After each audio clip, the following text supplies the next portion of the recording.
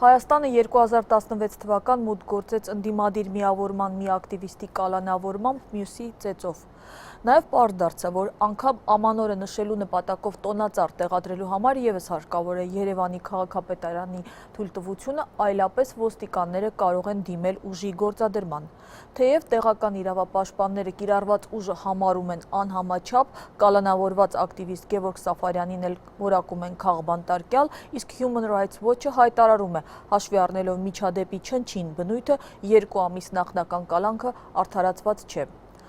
Ամանորի գիշերվանից ի վեր ծավալված այս իրադարձությունների մասին ենք զրուցելու Ազատություն ռադիոկայանի տեսակետների խաչմերուկ հաղորդաշարի այսօրվա հյուրերի։ Նոր Հայաստան շարժման ներկայացուցիչ, հիմնադիր խորհրդարանի փոխնախագահ Վարուժան Ավետիսյանի եւ Իրավունքի եւ ազատության կենտրոնի ղեկավար Վարդան Հարությունյանի հետ։ Ես նշեմ, որ այս զրույցին մասնակցելու հրավեր էինք ղղել նաեւ ոստիկանությանը, սակայն մեզ փոխանցեցին, ես ուղղակի եմ մեջբերում, քանի որ կատարվում է քննություն ոստիկանի մասնակցությամբ կատարված դեպքով, ուստի ոստիկանության ներկայացուցչի հայտարարություններն ու կարծիքները կարող են գնահատվել որպես կանխակալ, այդ իսկ պատճառով ձեռն պահենք մնում քննության ընթացքում այս ձևաչափով քննարկումներին մասնակցելու սա մեջբերման ավարտն է։ Այնուամենայնիվ, գոնե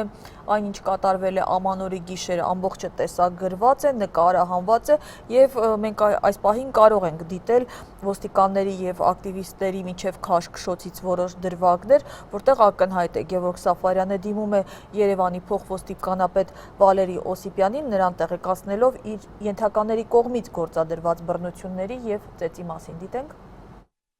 Արգել բակա ինչ, տոնացա, որից, նոր տարի անհարմար է, նոր տարի է, որ օրենքով է տոնացար արգել։ Լիազոր մարմի ներկայացուցիչը ձեզ արգելել է։ Լուրջ եք խոսում։ Այո, լուրջ եք։ Լիազոր մարմի։ Արմի գլխակը դրել ես եկել ես տկել։ Կարակապում խփում է ձեր ոստիկանը։ Մի վարկյան։ Ես խփում բարի միհա։ Բարոն գնդապ։ Դուք վերադասեք տվյալ անձին։ Դուք տվյալ անձին վերադասեք, եկով մի խոսային։ Հանգիստ խոսեք։ Բարոն գնդապ, դուք տվյալ անձին վերադասեք։ Ասեք, ձեր ենթական իմ աչքի դեմ անվատով տվյալ քաղաքացու։ Շուտ եք ասում։ Դուք ես կանացել, հիմա դուք ստեղ չեք, դուք նատ րոպե կամատեցել, հարվածել է։ Այո, դուք ոչնի են, դուք չով են գնի։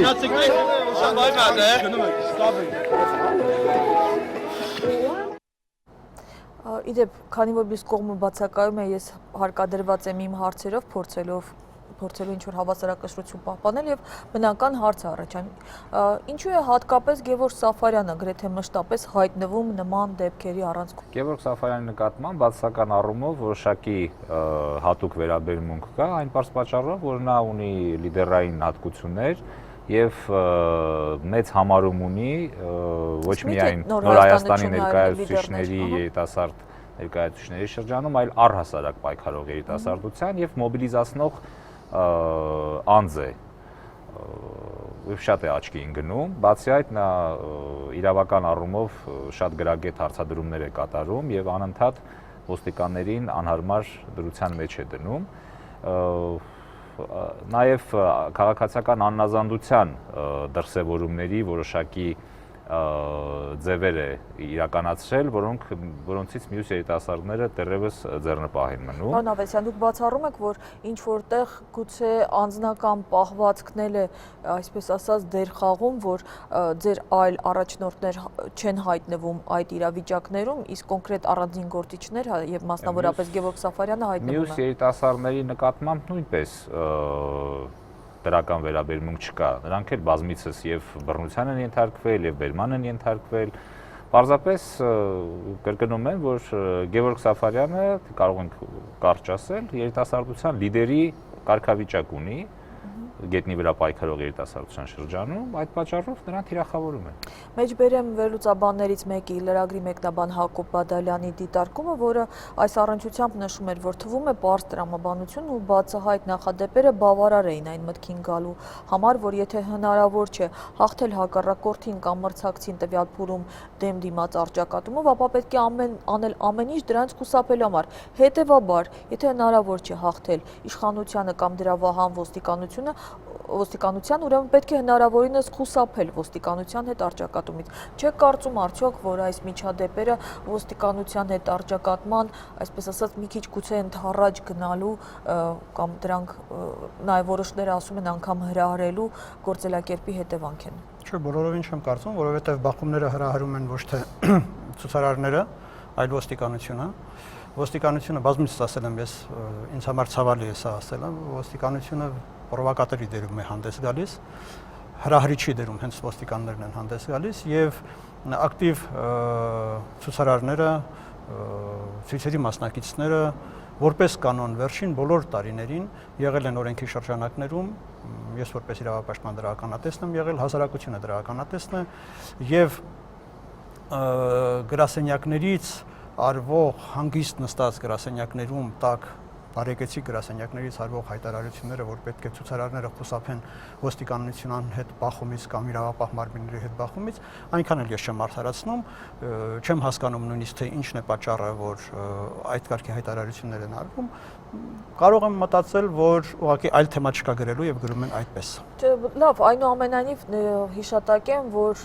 կան այլ տեսակետներ այդ գործողությունների իրավաչափության վերաբերյալ, մասնավորապես ՀԿ խմբակցության ղեկավար Վարան Բաղդասարյանը ինքը իրավաչափ է համարում այն գործողությունները, որ դեկտեմբերի 31-ին իրականացրեց ոստիկանությունը, մեր Ազատության ռադիոկայանի հարցին, թե ինչ կլիներ, եթե տոնածառը տեղադրվեր, հաշվի առնելով, որ տոնական օրերին տարբեր վայրերում բազմաթիվ տոնածառեր են դրվում, նա այսպես արձագանքեց, դիտենք։ Ազատության հրապարակը մեկ համեմատի խանութների հետ, մասնավոր խանութների հետ, դուք պատկերացնում եք ինչ կատարվի, եթե Երևան քաղաքի յուրաքանչյուր բնակիչ ցանկանա կամ յուրաքանչյուր ընտանիք ազատության հրապարակում տոնածառ տեղադրի եւ իր նոր տարին տոնի ազատության հրապարակում։ Ոչ, բարձրացակապես ոչ մի պարզապես դրա համար հարկավոր են կան տարածքներ, որոնք պետք է նախորոք դիմեն եւ թույլատրություն վերցնեն եւ ընդհանրապես ոստիկանությունը իր պարտականությունն է կատարել, ամեն ինչ կատարվել օրենքի սահմաններում եւ բնականաբար այդ ձեր նշած մարդկային խումբը այնպիսի իրավիճակ է ցանկանում ստեղծել, որ անեն արգելված որևէ բան, որ խառնաշփոթ ստեղծվի եւ որպեսզի դրանք հայտնվեն մամուլում եւ ուշադրության կենտրոնում։ Խնդրեմ ձեր արձագանքը։ Նախ նկատի առնենք, թե ով է ասում։ Սա այս հանգամանքը շատ կարևոր է։ Վարան Բաղդասարյանը ՀՀԿ խմբակցության ղեկավարն է, այսինքն մի կուսակցության, որը ստեղծել է հանցավոր համագործակցություն եւ այդ հանցավոր համագործակցության միջոցով ոտնահարել է մեր ժողովրդի ինքնորոշման իրավունքը, նրա իշխանությունը յուրացրել է եւ կառավարում է որպես հանցավոր կազմակերպված հանցավոր խումբ։ Եթե հանցավոր համագործակցության անդամը, որը արդեն ըստ սահմանման հանցագործ է, կարող է այսպիսի որակումներ տալ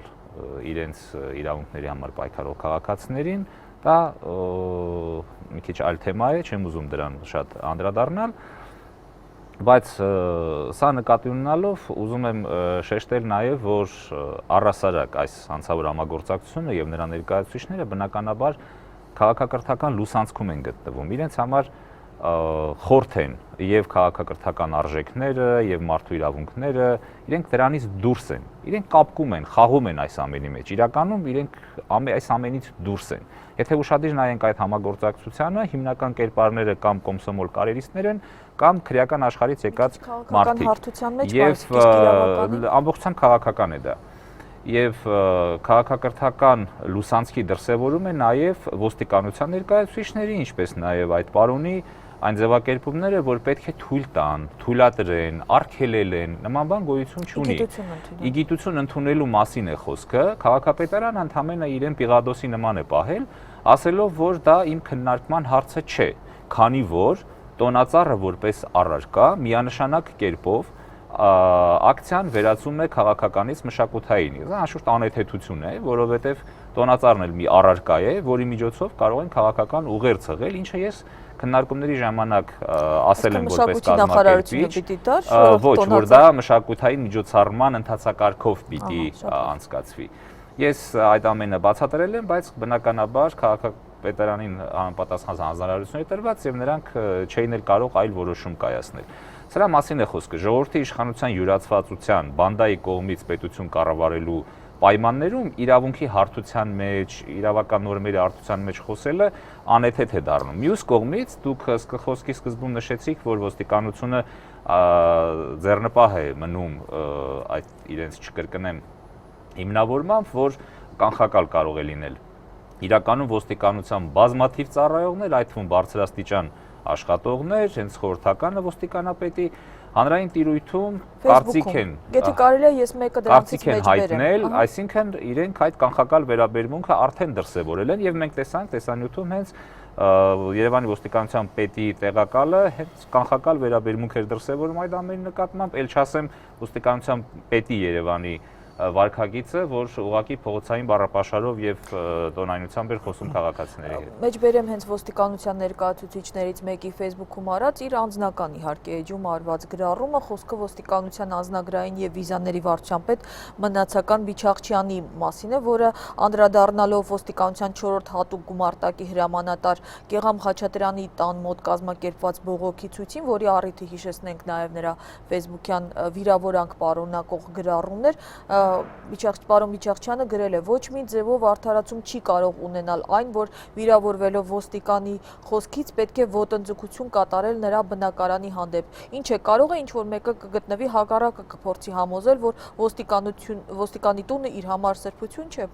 Այսինքն ինչպես եք վերաբերում այս տան մոտ անցկացվող ակցիաներին։ Ես ընդհանրապես տանը կամ ընտանիքի անդամներին անդրադառնալը ես չեմ կարծում ենք այն տեղին, բայց ոստիկանության աշխատակիցը պետք է իհարկե օրենքի շրջանակներում եւ պատասխանատվություն կրի իր գործողությունների համար, իր անօրինական գործողությունների համար։ Հիմա ես տեղյակ չեմ բացարձակապես նրա տան վրա եղել է հարձակում կամ նրա ընտանիքի անդամների նկատմամբ եղել է ոտնձգություն։ Եթե ձեր որդին չէ, թե ձեր տղան հայտնվի, մեր տղան հայտնվի բանտում ձեր տղայի պատճառով, ձեզ համար լավ չի լինի։ Ես տեսակ, որը գնահատվել է իբրև սպարտալիկ։ Մասնավոր կարծիքներին եւ Facebook-յան այս կամ այն գրառումներին անդրադառնալը կարծում չեմ իմանում ինչքան բոլոր դեպքերում դուք փորձում եք ոստիկանության տեսակետ դրանը ներկայացնել, բայց ես չեմ կարծում դա ոստիկանության տեսակետ է, ես կարծում եմ, որ ասենք օրինակ տոնածառ տեղադրելը, հա, բոլոր խանութները իրենց հարակից տարածքներում տոնածառ տեղադրել են, բայց դա հանրային տարածքի մասն է, ազատության հրապարակը տոնածառ տեղադրել, եթե տեղադրել չենք փորձել, եթե տոնածառը տեղադրելու գործընթացում տեղի ունեցած այս միջադեպը, որ տեղի ունեցավ քաշքշոցը հարվածները դրանով ավարտվեին, մենք կարող էինք ասել, որ հա տեղի ունեցել ոստիկանը փորձել է, ասենք խանգարել, ցուցարարը փորձել է տեղադրել եւ այդ ամեն ինչ ավարտվել է, ասենք քաշքշոցով, բայց քանի որ դրա արդյունքում մարդուն ձերբակալել են, ըստ էության մարդը գտնվում է բանտում, կալանավորել են մարդուն, դա նշանակում է, որ այդ ամեն ինչը պատահական չէր, որ այդ ամեն ինչը մշակված եւ մտածված էր, որպեսզի Գևորգը լիներ այսօր բանտում։ Նրա նկատմամբ առանցել էր հիմա ընթացող քրեական։ Գիտեք ինչ, ես Գևորգի հետ այս ստուդիայում մեկ անգամ արդեն նրան բռնության ենթարկելու դեպքի կապակցությամբ եղել եմ այս ստուդիայում։ Համատեղ մենք եղել ենք, այդ երիտասարդը հիմա ինչ մարդիկ կան, որ ասում են, որ քանի որ, հա, արդեն դուք ասացիք, քանի որ դիմությունը չի կարողանում հաղթանակի հասնել իշխանության նկատմամբ, հա, ուրեմն նրանք պետք է ինչ դադարեն փողոցում։ Ես մեջբերեցի վերլուծաբան տեսակետ, հա։ Հիմա Գևորգը մտածում է, որ անկախ դրանից հաղթանակը ապահովված է վաղը, թե վաղը չէ միսօր, թե 15 տարի հետո, թե 70 տարի հետո, ինչպես սովետական միության դեպքում եղավ, նա որոշում է, որ պետք է պայքարի։ Նա տոնածառ հոչ էր տեղադրում, որպեսզի երգեր ինչ-որ երբ տոնածառի շուրջ։ Նա քաղաքական ակցիա էր անում։ Եվ այդ քաղաքական ակցիայի արդյունքում նա այսօր գտնվում է բանտում։ Եվ հիմա վերադառնալ եւ ասենք մասնավոր գրառումները, այս ինչ լրագրողը, այս ինչ կարծիք հայտնես կամ այս ինչ ոստիկանության աշխատակիցը Facebook-ում այս տեսակետը հայտնեց, Facebook-ում ցավոք էլի ստիպված եմ էլի հանրային տարածքից չվերել, բայց մեկ այլ առիթով, որը վերաբերում է Սյուզի Գևորգյանին, հա, բայց մինչ դրան անդրադառնալը ես ուզում եմ մեջբերել, որ Սյուզի Գևորգյանը ինքը այս հարձակումը կապում է իր քաղաքական հայացքների հետ, քանի որ սա արդեն երկրորդ դեպքն է, մանավանդ այս վերջին ամսում ինքը ասել էր, ես ակտիվ գործունեություն եմ ցուցաբերել դեկտեմբերի 1-ից սկսած, հիշեցնենք, որ Սյուզի Գևորգյանը բռնության էր ենթարկվել նաև նախորդ տարվա օգոստոսին, այդ ժամանակ հարվածողները նրա պահանջել էին հեռու մնալ պայքարից եւ այս դեպքը ըստ երիտասարդ ակտիվիստի կապված է նախորդի հետ եւ ինքը վստահ է, որ պատճառը իր քաղաքական հայացքներն են։ Տեսենք։ Երբ որ հարվածում էին, ասեցին, քեզ ասել ենք էլ չերևաս։ Այո, ես դա կապում եմ իմ քաղաքական հայացքների հետ, որովհետև ես նոր եմ վերադարձել Հայաստան եւ չեմ կարծում, որ ինչ որ մի ուրիշ պատճառ կարող է լինել։ Նաեւ ձեռագիրը նույնն է, երբ որ ես առաջի անգամ ինձ ծեծի ենթարկեցին, ես բաժանում էի թռուցիկներ սփյուռքահայերին, որպեսզի նրանք էլ միանան մեր պայքարին։ Հիմա ինձ թվում է նույն բանը կատարվում է հիմա, որպեսզի ես հետ կանգնեմ։ Էլի նույն հարցն է առաջանում, սա ձեր այսպես ասած ակտիվ անդամներից մեկը չէ։ Ես հանրահավաքային մի ելույթ եմ ընդամենը հիշում, որտեղ նա ասում էր՝ ոտքի կանգնեք, լուռ մնացեք, իհարկե վերադառնալու կոչեր անում, բայց ներողություն, Սփյուռքի նախարարից սկսած բոլորը վերադառնալու կոչեր են անում։ Ինչու հատկապես ձեր կարծիքով Սյուզի Գևորգյանն է, արդյոք նա այդպես իշխանությունների համար այդպես վտանգ ներկայացնող գործիչը կամ այդպիսի ներկայանալի ֆիգուրա, որ իր նկատմամբ ինչ-որ բռնարարքի պիտի լիներ։ Նախ ռեժիմը իդեմս Սփյուռքի նախարարի կոչ է անում գալ եւ $1000 տալ, իսկ Սյուզի Գևորգյանը կոչ է անում գալ եւ պայքարել։ Սյուզի Գևորգյանը լինելով երիտասարդ աղջնակ եւ այդ առումով նաեւ Ռուսաստանից Սփյուռքից նկատի ունեմ այդ իմաստով Հայաստան եկած եւ պայքարի մեջ մտած երիտասարդ աղջնակ իր այդ կերպարի ազդեցիկությամբ որոշակի մտահոգություն է պատճառում անձավոր վարչախմբին, որովհետև հատուկ ուղղորդված գործունեություն է իրականացնում սփյուռքահայ երիտասարդներին պայքարի նպատակով Հայաստան հրավիրելու ուղղությամբ եւ համահայկական խաղերի ժամանակ թռուցիկներ բաժանելով եւ առանձին ինքը մոտ 2000 հոգու հետ առանձին զրույց է ունեցել։ Կարող է անգամ ֆիզիկապես դա մենք չպատկերացնենք, որ հնարավոր է, բայց այս փոքրիկ աղջնակը դա արել է։ Եվ բնականաբար լուրջ անհանգստություն է առաջացրել։ Այսինքն այդ կա առանձնահատկություն ի տարբերություն իրենից ավելի ակտիվ մյուս պայքարող երիտասարդներից, նա հատուկ կենտրոնացել է Սփյուռքի ուղղությամբ, Սփյուռքի երիտասարդության ուղղությամբ թիրախավորված աշխատանքի վրա եւ այդպիսով անհանգստություն է պատճառում հանցավոր վարչախմբին։ Մյուս առումով պետք է ասեմ, որ բոլոր կասկածների սկզբանը պետք է փարատված լինեն անձնական եւ այլ հողի վրա նրա նկատմամբ բռնություն գործադրելու, որովհետեւ նա ոչ մի առնչություն որևէ մեկի հետ բացասական կոնտեքստում չի ունեցել եւ չէր կարող ունենալ։ Նրա միակ զբաղմունքը եղել է այս պայքարը։ Տեսեք, ճիշտ է, դուք ոչ արեցիք արդեն չանդրադառնալ այդպիսի ֆեյսբուքյան գրառումներին, բայց մենք այս պահին որևէ այլ տեսակետ չունենք, որ կարողանանք մեջ բերել, այ քիչ առաջ հենց հիշատակեց ոստիկանապետի խորհրդական Նարեկ Մալյանի այս կապակցությամբ իդեպ ինքը էլի հարցադրումներ է արել, որ հարցականներից մեկը, որ ակտիվիստ աղջիկը պնդում է, որ իրեն ծեծել են եւ ինքը մեջ բերել է երկու տղամարդ պարապած կազմվածքով, ծեծը տևել է մի քանի րոպե, հարվածել են մարմնի տարբեր մասերին եւ այդքանից հետո ըստ Նարեկ Մալյանի ինքը համարյա առանց որևէ քերծվածքի, թեև կար նրա այստեղ որոշ նշաններ, անհնար է ըստ նրա, որ երկու մարզված տղամարդ մի քանի րոպե շարունակ ծեծեն եւ վնասվածքներ չլինեն այդ աշճանի, ուրեմն ըստ նրա ինչ որ բան այն չէ։ Մենք կարող ենք բերել բազմաթիվ օրինակներ, երբ մարդկանց ծեծել են, նույն այդ ամրակազմ երիտասարդներ եւ բազմաթիվ վնասվածքներ են եղել մարդկանց վրա։ Կարող ենք բերել սկսած Աշոտ Մանուչարյանի դեպքից մի քանի տարիներ առաջ այդ ձեռագիրը նոր ձեռագիր չի եւ դա բացարձակապես թող տպավորություն չստեղծվի ռադիոլսողների մոտ, թե հենց նոր սկսվեց այս կարգի հարձակումները։ Դրանք տարիների պատմություն ունեն, հայաստանյան այս իշխանությունները տարիներ շարունակ իրենց ընդդիմադիրների նկատմամբ կիրառել են այդ հանցագործ մեթոդը։ Մանուչարյանի դեպքում ինքը համարյա ձևախեղվել էր այդ։ Ձևախեղվել էր եւ կարելի է լուսանկարը, այո, Մանուչարյանի, ես առաջարկում եմ Մանուչարյանի լուսանկարը դնել Սյուզեի լուսանկարի կողքին եւ ցույց տալ մարդկանց, ովքեր որ ուզում են, որ անպայման ծեծից հետո մարդկանց վրա լինեն այդպիսի դեպքեր, այդպիսի հետքեր, որոնք մարդիկ կրելու են իրենց ողջ կյանքի ընթացքում։ Հարկավոր է ուղղակի ուրախանալ, որ Սյուզեի վրա չկան այդ ծանր հետքերը, չնայած կարծում եմ, որ կան, անպայման պետք է ուշադիր նայել։ Ես ուզում եի բժշկի եզրակացությունը մեջ բերել, որ այնուամենայնիվ նրա մոտ կա փակ գանգուղեղային վնասված, գլխուղեղի ցնցում եւ սալջարդ։ Ես ասում եմ, որ պետք է ուշադիր նայել։ Մյուս կողմից ես դեմ չեմ իհարկե, որ դուք ցիտում եք ոստիկանության աշխատակիցների Facebook-յան գրառումները, բայց եթե նրանք հրաժարվում են գալ եւ մասնակցել ահա այս կարգի հանդիպումներին, նշանակում է նրանց կարծիքը պետք է չհնչի։ Եթե նրանք մերժում են, չեն ուզում իրենց կարծիքը հայտնել, Այդ կարծիքին չեմ, որ մյուս տեսակետը չպետք է հնչի, խնդրեմ։ Կներեք, մյուս տեսակետը պետք է հնչի, բայց եթե նրանք չեն ուզում, որ իրենց տեսակետը հնչի, ասելիք չունեն, դրա համար չեն Վարողը գալիս։ պետք է փորձի հավասարակշռել, խնդրեմ։ Ասելիք չունեն, այդ պատճառով չեն գալիս, որովհետև եթե գային շատ ավելի վատ վիճակի մեջ կհայտնվեին, այդ պատճառով չեն գալիս։ Իմ ասելիքը պարոն Արությունյանը մոտավորապես ասեց, արդեն եւ դուք էլ մեջ բերեցիք բժշկական հետազոտության եզրակացությունը, այնպես որ ավելացնելու բան գրեթե չունեմ, միայն նշեմ նաև, որ պետք է նկատի ունենալ, որ Սուզիկ Գևորգյանը իգական սեռի ներկայացուցիչ է եւ շպար է օգտագործում, այդ պատճառով դեմքի կապտուկները չեն երևում, ինչպես նաև մարմնի վրա կան բազմաթիվ հետքեր եւ վնասվածքներ, նա դեղորայք է ընդունում ցավազրկող այս պահին եւ նաև այդ ցնցման հետևանքները մարելու նպատակով որոշակի դեղորայք է նշանակել բժիշկը եւ նա ընդունում է եւ լուրջ ցավեր ունի, ինչպես նաև մասնավոր իրավիճակն եմ ասում, նա եղել է մուշտակով,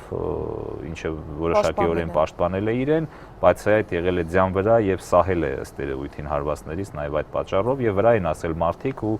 նա փրկվել է, եթե նրան այդ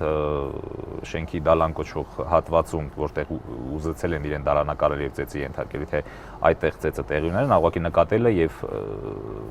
վազել է դեպի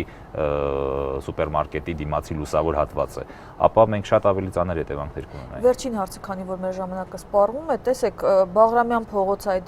պողոտայի դեպքում բռնությունները մեծացրեցին ակցիայի մասնակիցների եւ քանակը եւ էներգետիկան։ Այս անգամ կարծես այդ արձագանքը չենք տեսնում։ Պատճառը միայն Ամանորն է, թե գուցե ինչ որ առանձնահատուկ վերաբերմունք կա հատկապես Նոր Հայաստանի հետ կապված։ Երկուսիդ էլ պիտի խնդրեմ կարճ անդրադառնալ այս հարցին։ Նախ մասնավոր մեկ օրինակի վրա օրինաչափություն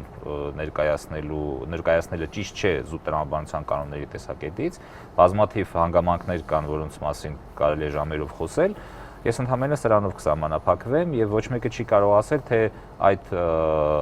այս բռնությունները ինչ արձագանք կտան առաջիկայում։ Կարող են արձագանքները ժամանակի ընթացքում ավելի ուշ ի հայտ գալ, որտեղ սոցիալական գործընթացները չափելի չեն այսպիսի քանակական պարամետրերով։ Բողոքի դրսևորումները միշտ ունենում են բարձրացման եւ անկման ալիքներ, բացարձակապես ոչ ոք չի կարող ասել, թե երբ են դա բարձրանալու եւ երբ է դա անկում ապրելու, եթե այսօր դա անկում է, ապա անկասկած արժևում բարձրանալու ունենալու է բարձրանալու միտում։ Պատճառները խորանում են, չեն վերանում։ Պատճառները այո, գնալով խորանում են, բայց քանի որ Հայաստանի Հանրապետության ոստիկանության ներկայացուցիչները այստեղ չեն, ես փորձեմ ի տարբերություն ձեզ պաշտպանել ոստիկանությանը։ Այն գրառումները եւ այն դրսևորումները, որ դուք տեսնում եք սոցիալական ցանցերում, ոստիկանների կողմից հարված, դրանք բացարձակապես ոստիկանական չեն։ Իսկական ոստիկանը այն ոստիկանությունը, որ պետք է ունենար եւ պետք եւ անկասկած ունենալու է Հայաստանը, ոստիկանը, որը որ կոչված է պաշտպանել հասարակական կարգը, կոչված է ծառայել օրենքին, ոչ թե քաղաքական իշխանությանը, այդ ոստիկանը նման գրառում չէր անելու։ Քաղաքականացված ոստիկանը ոստիկան չի։ Ոստիկանը, որը որ ուրախանա, որ բռնության ենթարկված աղջկա վրա հետք չկա, ոչ թե կդատապարտի բռնությունը, այլ կուրախանա, որ հետք չկա, դա ոստիկան չի։ Եվ երբ որ դուք ցիտում եք ոստիկանների, պետք է փնտրել համացանցում իսկական ոստիկանների եւ ցիտել ոստիկանների։ Նրանք, ովքեր ոստիկանության հետ առնչություն չունեն կամ աշխատում են այնտեղ, ոչ թե ծառայում են, նրանք աշխատում են, բայց պետք է գտնել ծառայող ոստիկանների, օրենքին ծառայող, ժողովրդին ծառայող, հանրությանը ծառայող ոստիկանին։ Շնորհակալ եմ մեր հրավերը ընդունելու համար։ Հիշեցնենք, որ Ազատություն ռադիոկայանի տեսակետների խաչմերուկում այսօր հանդիպեցին Իրավունքի եւ ազատության կենտրոնի ղեկավար Վարդան Հարությունյանը եւ Նոր Հայաստան շարժման ներկայացուցիչ հիմնադիր խորհրդարանի փոխնախագահ Վարուժան Ավետիսյանը։ Հաղորդումը վարեց Աննա Իսրայելյանը։